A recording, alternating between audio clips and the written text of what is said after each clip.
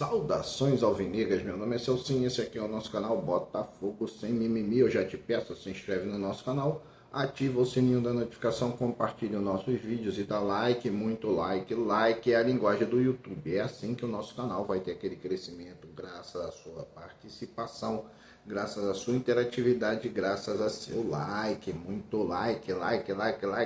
Senta o dedo no like para o YouTube começar a entregar o nosso conteúdo para mais e mais pessoas. Bom, lembrando que aqui nós só fazemos um conteúdo por dia e aqui nós só falamos do Botafogo. Hoje é sexta-feira, dia 4 de abril, 4 de abril. E nós estamos aqui para mais um vídeo. Bom, passados aí a nossa derrota, né? O dia da nossa derrota na estreia da Libertadores, nós vamos aqui dialogar um pouco sobre o assunto do Botafogo. O assunto do Botafogo. Não vamos falar da derrota, propriamente dito, né? Não vai ser um vídeo para falar somente da derrota, mas sobre alguns assuntos que é importante. Bom, com relação à derrota, eu quero lembrar você o seguinte, torcedor. O Botafogo só teve o Botafogo por duas vezes somente teve o ataque da Universidade do Chile.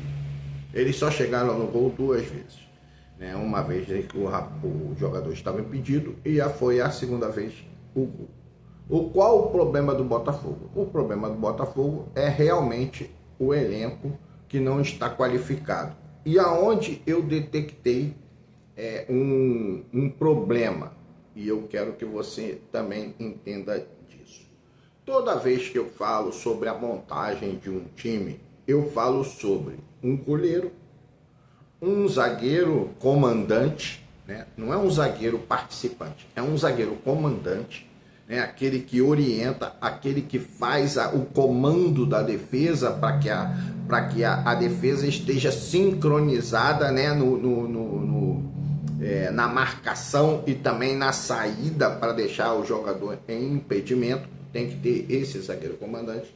Tem que ter aquele volante caçador, que no nosso caso é o Gregory. Tem que ter um meia ofensivo. Aí é que está o problema do Botafogo. Por quê? O que é o meia ofensivo que eu falo? É aquele, e eu vou aqui te lembrar de lances passados quando nós tínhamos o Almada, você vai entender. E o meia ofensivo? O que esse meia ofensivo precisa? Ele precisa de um pouco de coordenação, de controle.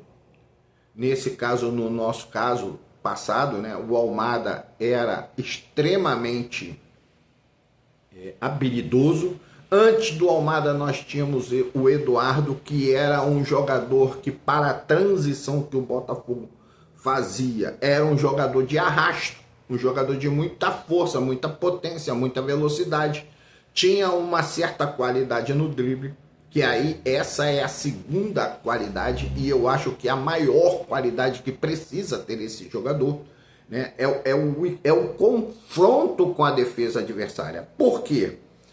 Vamos imaginar a linha de 5, a famosa linha de 5. O time se defende numa linha de 5. Então, o que você precisa numa linha de 5? Se você ficar circulando a bola, você nunca vai entrar naquela linha de 5, porque são 5 que estão ali. São 5, tem mais aquele cara que recua, aí acaba ficando 6, 7 jogadores ali defendendo. Então, o que você precisa? Você precisa de um jogador que tenha essa qualidade. A qualidade de ser um confrontador da linha de defesa adversária, que tenha drible, que possa fazer jogadas individuais. E aí eu vou lembrar para você do Thiago Almada, né? Na questão do Thiago Almada, em dois momentos específicos. O primeiro momento do Thiago Almada, que ele utiliza essa qualidade, é contra o Corinthians. Eu não sei se vocês se lembram contra o Corinthians. Por duas vezes ele esteve dentro da área, ele fez aquela jogada individual né? E depois deu o passe para o gol, para o nosso gol. Agora eu não vou me recordar quais os jogadores fizeram os gols. Se não me engano, um foi do Savarino, o outro eu não lembro bem. Mas você deve se lembrar dessa jogada do Almada pelo lado esquerdo, aonde ele vai, né? A outra jogada do Almada também nessa questão foi nos jogos contra o Atlético Mineiro. Contra o Atlético Mineiro, que ele pega a bola e aí faz aquela, inclusive tem até uma comparação, né, da jogada do Thiago Almada com o Garrincha, que ele pega a bola, finge que vai e volta, tal, até o último passe que ele dá ali para o Luiz Henrique. Então, é mais ou menos a qualidade que nós precisamos. Quais são os jogadores que têm essa qualidade? Eu vou citar o Rodrigo Garro, do Corinthians, o Alan Patrick, do Internacional, Arrascaeta, do Flamengo, Lucas Moura, Oscar, do São Paulo. Vai aí vendo a quantidade de jogadores que nós temos nesta condição. Né? Nesta condição. Então temos vários jogadores. Matheus Pereira do Cruzeiro. Everton Ribeiro, embora o Everton Ribeiro seja aquele jogador que faz mais a circulação da bola, ele é extremamente habilidoso quando ele vai para dentro da defesa adversária. Então essa qualidade é essencial, essencial. Eu acredito que o Botafogo tenha contratado o Santi Rodrigues por ter visto nele essa qualidade, embora ele não esteja ainda apresentando essas qualidades dentro do campo. Mas eu creio que ele tenha sido contratado por causa disso. Porque senão nós vamos ficar sem o jogador. Patrick de Paula, eu sempre falei, eu inclusive criticava o interino nosso lá, o nosso interino, por ter colocado o Patrick de Paula mais ofensivo. Ele não tem esse expediente. Ele não é um jogador que vai partir para o confronto da defesa adversária. E quando o time joga numa linha de 5, com todos os argumentos que você já tem, porque o Botafogo tem argumentos, mas também tinha o ano passado, e o ano passado tinha muita dificuldade de vencer, se você não tiver o jogador que seja extremamente habilidoso para fazer o confronto com a linha de defesa adversária, com essa linha de 5, ele tem que ter a capacidade de driblar 2, 3 jogadores. Ele tem que ter a capacidade de driblar 2, 3 jogadores. É o fator principal na articulação das jogadas. E o outro jogador que eu falo é o centroavante.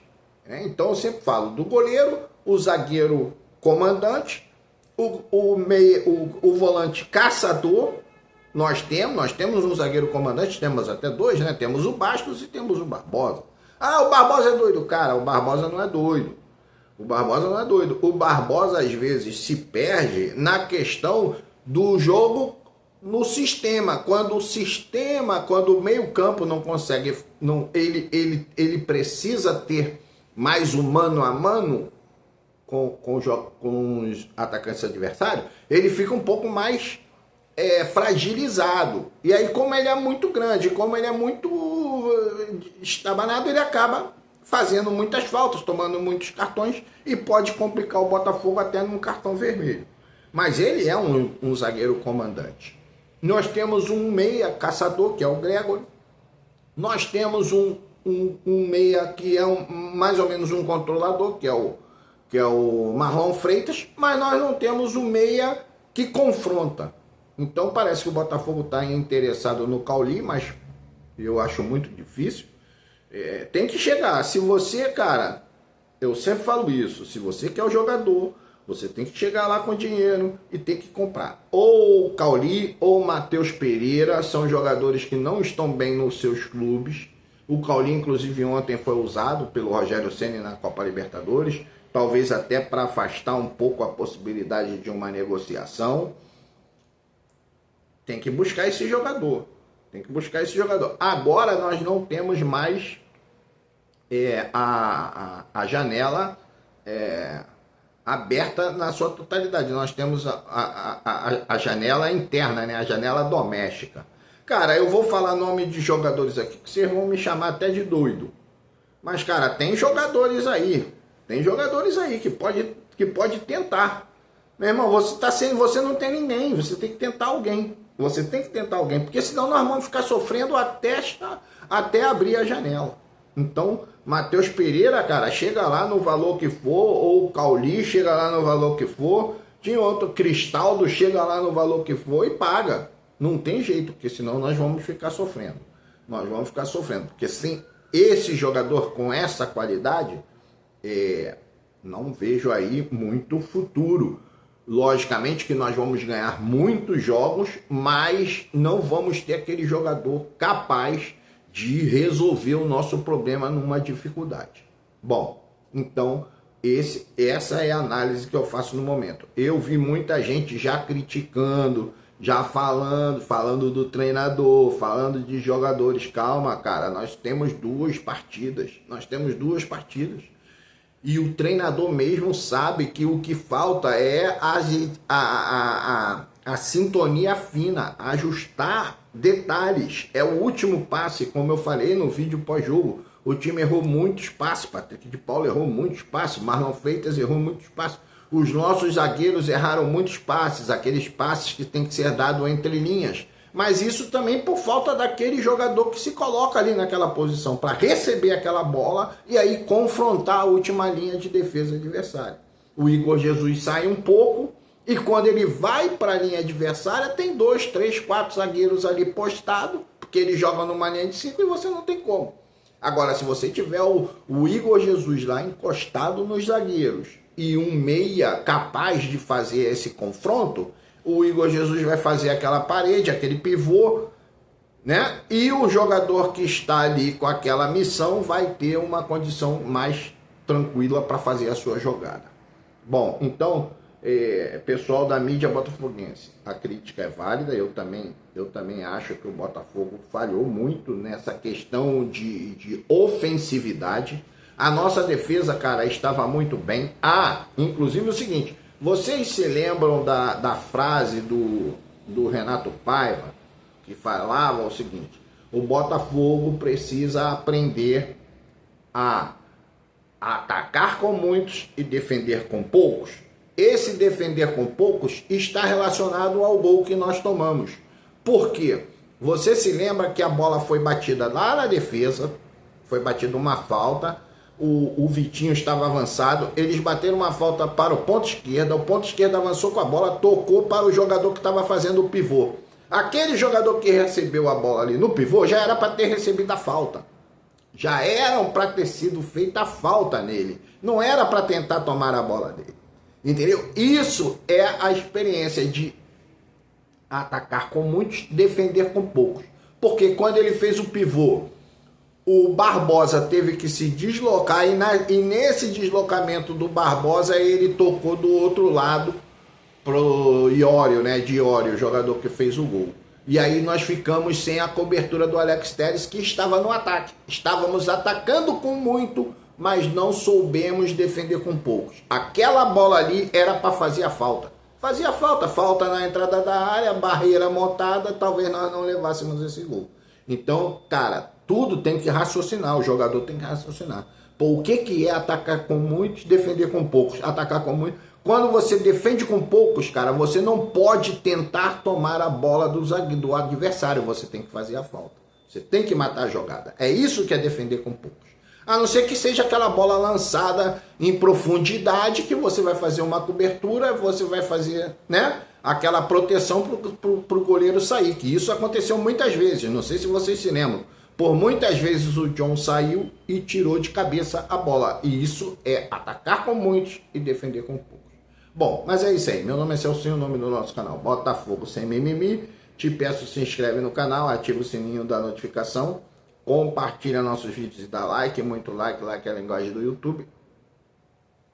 E eu peço a você que compartilhe os nossos vídeos. Chama seus colegas. Você sabe, o YouTube ele tem um algoritmo e esse algoritmo precisa ser movimentado para entender que o nosso vídeo, o nosso canal, pode ser apresentado para mais pessoas, ok? Então eu conto com a sua ajuda, com você, botafoguense. Compartilha nos seus grupos do WhatsApp, bota lá, ó, copia o link, bota lá na tua página, lá no teu story lá do Facebook, vai lá nas tuas redes sociais, faz aí dá essa ajuda aí pro nosso canal, ok? Então é isso aí, um grande abraço, saudações alvinegras.